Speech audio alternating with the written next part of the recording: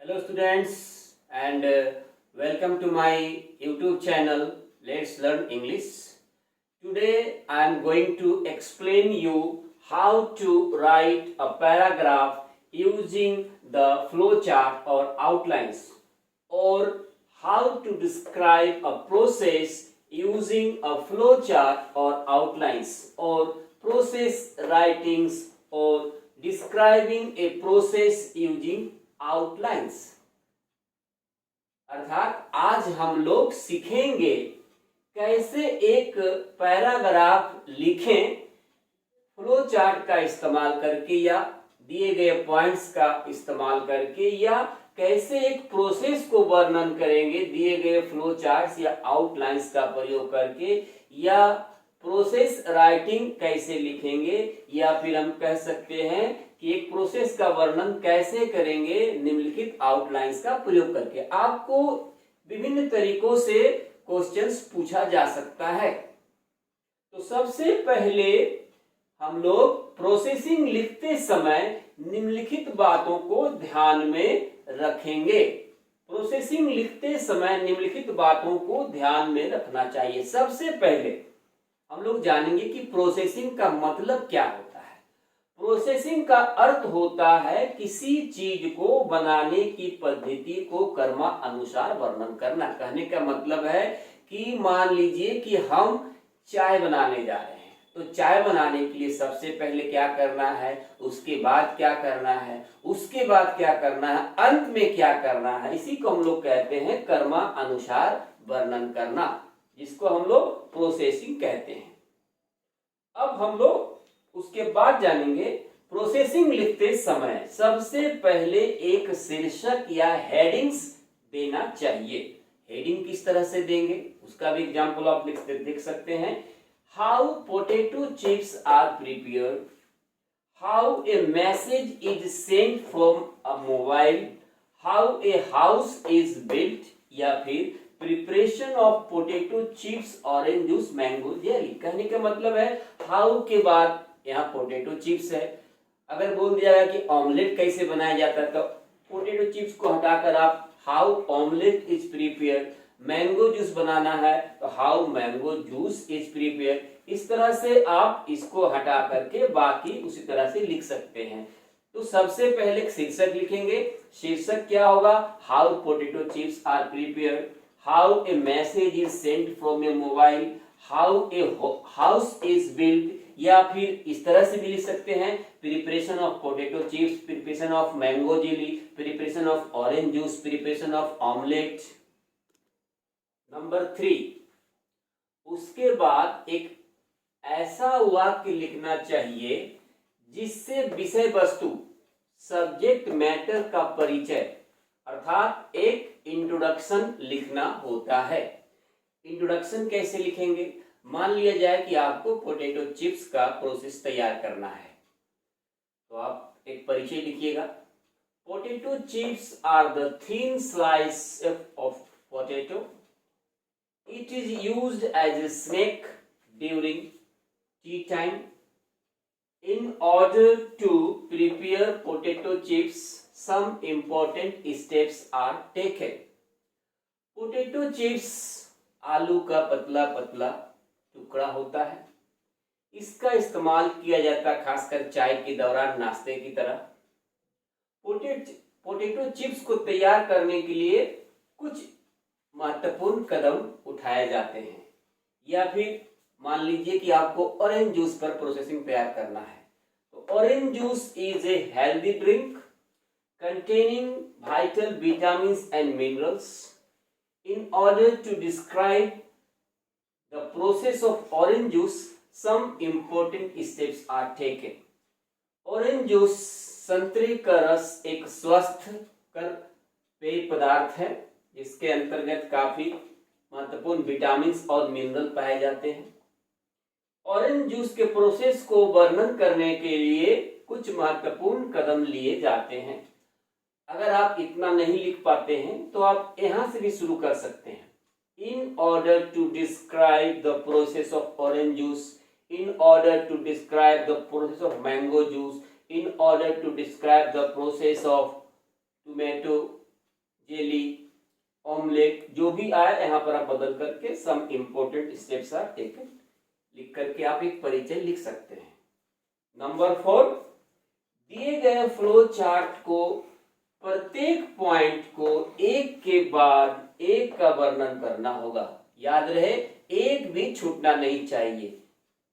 प्रत्येक पॉइंट को, flow chart में दिए गए प्रत्येक पॉइंट को एक के बाद एक का वर्णन करना होगा।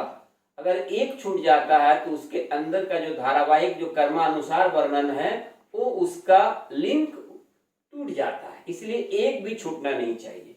नंबर 5, दिए गए फ्लो चार्ट या पॉइंट्स का वर्णन करने के लिए प्रेजेंट इंडेफिनिट टेंस के पैसिव फॉर्म ज्यादातर प्रयोग करते हैं। पैसिव फॉर्म कहने का मतलब हो गया सब्जेक्ट, इज या आर, अगर सिंगुलर हो तो इज, प्लुरल हो तो आर, वर्ब का तीसरा रूप, ऑब्जेक्ट, कॉम्प्लीमेंट।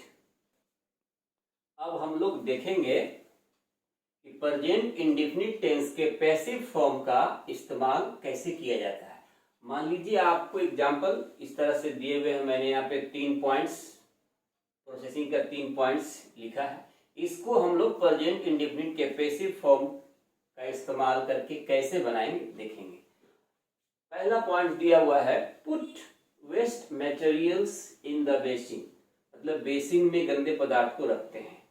अब इसको हमको एक सेंटेंस में बनाना है। सेंटेंस में बनाने के लिए इस दिए गए पॉइंट में सबसे पहले आपको ढूंढना होगा वर्ब।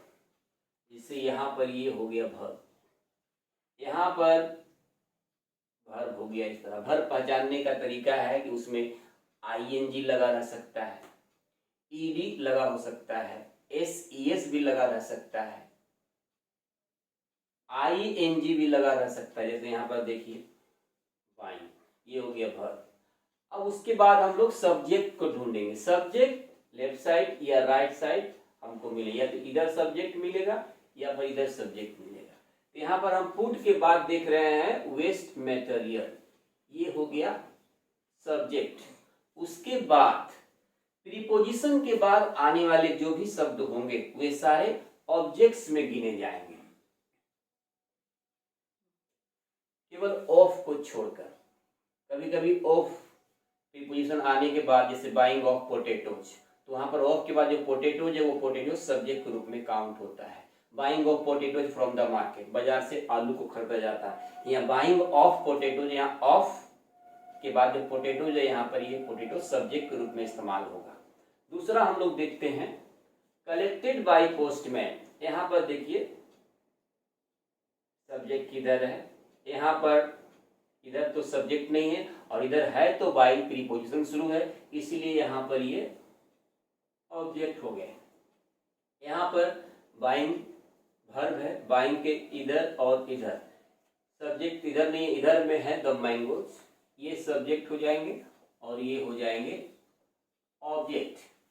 अब हम जो रूल्स सीखे हैं पैसिव का, क्या क्या सीखे हैं, subject, is are, verb 3, object और कॉम्प्लीमेंट, इसके अनुसार हम लोग बनाएंगे।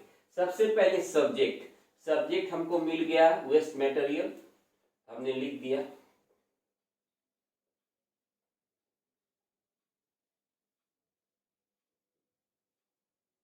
वेस्ट मटेरियल्स, उसके बाद इज या आर, अगर सिंगुलर नंबर है तो इज, प्लुरल नंबर है तो आर। ये मटेरियल्स है इसलिए यहाँ पर आर लिख देंगे।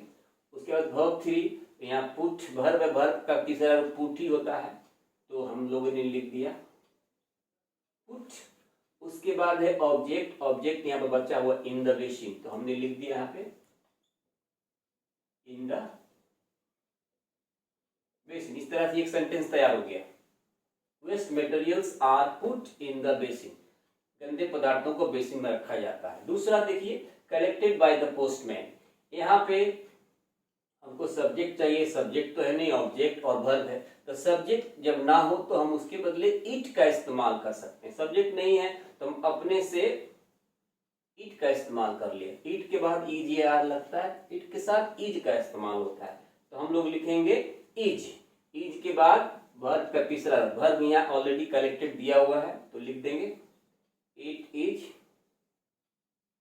कलेक्टेड। उसके बाद है ऑब्जेक्ट, ऑब्जेक्ट यहाँ बच गया बाय द पोस्टमैन, मैंने लिख दिया बाय द पोस्टमैन, ये भी बन गया एक sentence, it is collected by the postman. एक और एग्जांपल देखिए, buying the mangoes from the market, यहाँ पर वर्ब है बाइंग, इसके लेफ्ट साइड में सब्जेक्ट को हम लोग देख रहे हैं, तो यहाँ पर सब्जेक्ट मिल गया हमको द मैंगो, लिख दिए द मैंगोज, उसको ER मैंगोज, इसलिए यहाँ पर R हो जाएगा, R। वर्ब का तीसरा रूप बाइंग है, बाइंग का तीसरा रूप बॉट होता है, तो हो गया BOUGST बॉट। ऑब्जेक्ट, वर्ब 3 के बाद ऑब्जेक्ट, ऑब्जेक्ट क्या बच गए, फ्रॉम द मार्केट, तो हम लोगों ने लिख दिया फ्रॉम द मार्केट। इस तरह से एक सेंटेंस बन गया, the mangoes are bought from the market, आम को बाजार से खरीदा जाता है। इस तरह से आप स्पेसिव फॉर्म का इस्तेमाल करके दिए गए पॉइंट्स को सेंटेंस में बदल सकते हैं स्टेप बाय स्टेप। अब हमको जानना है कि इस पॉइंट्स को लिखने से पहले कौन कौन से लिंकिंग वर्ड का इस्तेमाल करना है। प्रोसेसिंग लिखते समय सबसे पहले पॉइंट को वर्णन करने से पहले एट फर्स्ट या फर्स्ट ऑफ ऑल का इस्तेमाल करें। जैसे मान लीजिए सबसे पहला पॉइंट है pushed wet material in the basin, इसको लिखने से पहले आपको लिखना पड़ेगा फर्स्ट ऑफ ऑल या at first waste materials are put in the basin.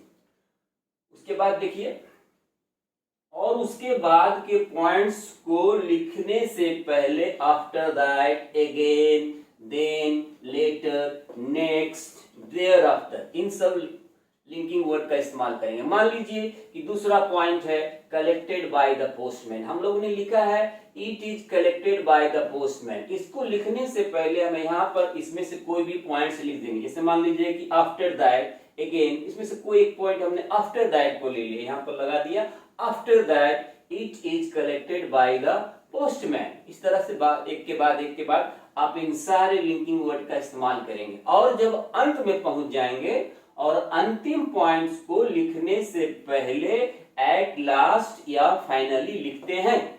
जैसे मान लीजिए अंतिम पॉइंट है buying the mangoes from the market, हमने लिखा है the mangoes are bought from the market, इसको लिखने से पहले यहाँ पर हम लिख देंगे finally, finally the mangoes are bought from the market.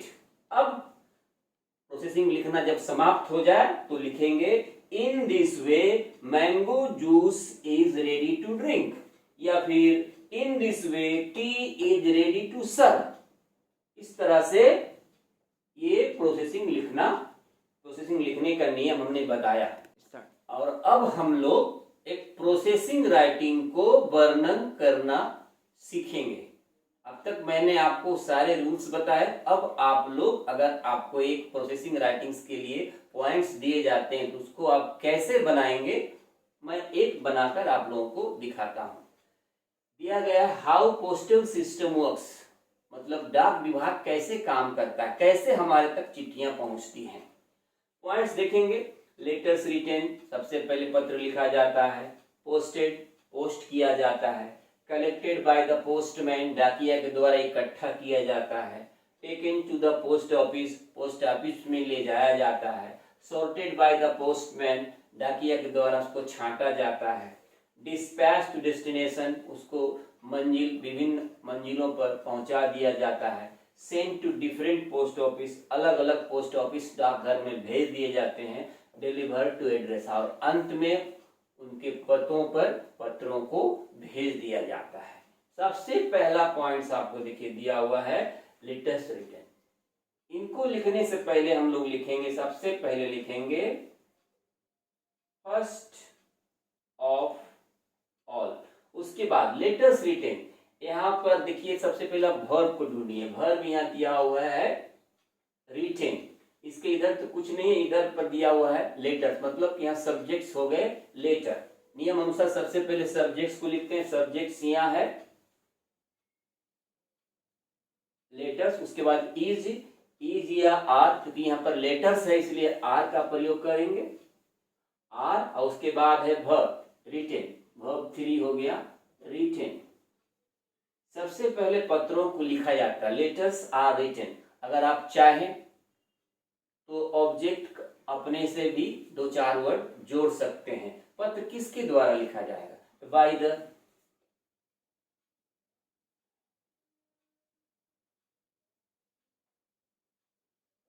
People आप लिख सकते हैं।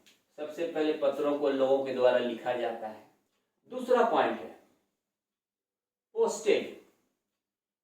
यहां केवल वर्ब दिया हुआ है, ना तो ऑब्जेक्ट है और ना ही सब्जेक्ट है। पोस्टेड, पोस्ट क्या आता है? इसको लिखने से पहले हम पहले लिख दें आफ्टर दैट। अब यहां पर पोस्टेड लिखा है, पोस्ट किया जाता है, तो आपको यहां समझना हो कि किसको पोस्ट किया जाता है। निश्चित रूप से पत्र को पोस्ट किया जाता है, तो आप सब्जेक्ट के रूप में फिर से लेटर्स को लिख सकते हैं, और नहीं तो इट का भी इस्तेमाल कर सकते हैं। आफ्टर दैट इट के साथ इज वर्ब ले लिए पोस्टेड। It is posted. कहां पोस्ट करेंगे? पोस्ट ऑफिस में, तो लिख सकते हैं it is posted. Post box में पत्र को कहां डालेंगे? पोस्ट बॉक्स में डालेंगे, तो आप लिख सकते हैं it is posted in the post box. Post box में डाल दिया जाता है। अब हमको तीसरा पॉइंट है कलेक्टेड बाय द पोस्टमैन। तीसरा पॉइंट लिखने से पहले लिखेंगे अगेन। अब यहाँ पर दिया हुआ है collected by the postman. Verb तो दिया हुआ है कलेक्टेड, इसकी इधर सब्जेक्ट नहीं है और इधर है तो बाय प्रीपोजिशन शुरू, मतलब ये ऑब्जेक्ट है। इकट्ठा किया जाता है डाकिया के द्वारा। क्या इकट्ठा किया जाता है? पत्र को इकट्ठा किया जाता है। अब सब्जेक्ट के रूप में फिर से लिख सकते हैं पत्र, अगेन द लेटर्स। सब्जेक्ट हो गया ऊपर इज या आर, आर लिखेंगे आर। वर्ब यहाँ है कलेक्टेड, कलेक्टेड लिखेंगे। उसके बाद ऑब्जेक्ट है by the postman.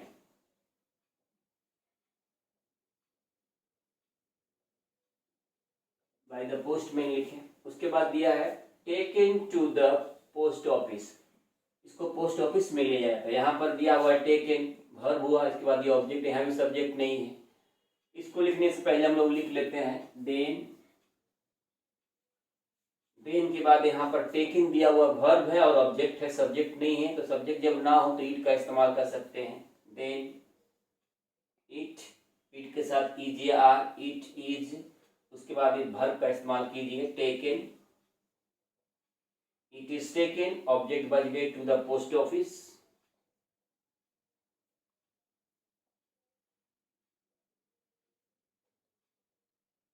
Taken to the post office. उसके बाद दिया है सॉर्टेड बाय द पोस्टमैन। छांटा जाता है पोस्टमैन के द्वारा। किसको छांटा जाता है? लेटर्स को छांटा जाता है। इसको लिखने से पहले फिर एक लिंकिंग वर्ड लिखेंगे नेक्स्ट। फिर लिखते हैं लेटर्स, सब्जेक्ट को लेटर्स, क्योंकि यहाँ सब्जेक्ट नहीं दिया हुआ था, वर्ब है, इसलिए अपने से लेटर्स को माने। उसके बाद लेटर्स के बाद इज या आर, लेटर्स आर वर्ब के रूप में यहाँ पर सॉर्टेड है। वर्ब का 3 ऑलरेडी दिया हुआ है तो सॉर्टेड। उसके बाद ऑब्जेक्ट हो गया बाय द पोस्टमैन। इस तरह से बाकी जो राइटिंग्स को आप पूरा करेंगे। मैंने यहाँ पे 3 या 4 एग्जाम्पल्स को देकर समझाया। बाकी जो बच गए हैं आपका dispatch to destination, send to different post office, office deliver to the address. लिखने के बाद आप अंत में लिखेंगे in this way the postal system works. इस तरह से पोस्टल सिस्टम काम करता है। इस तरह से आज प्रोसेसिंग राइटिंग का एक्सरसाइज समाप्त होता है। अगर वीडियो पसंद आए तो लाइक, सब्सक्राइब और कमेंट करना ना भूलें।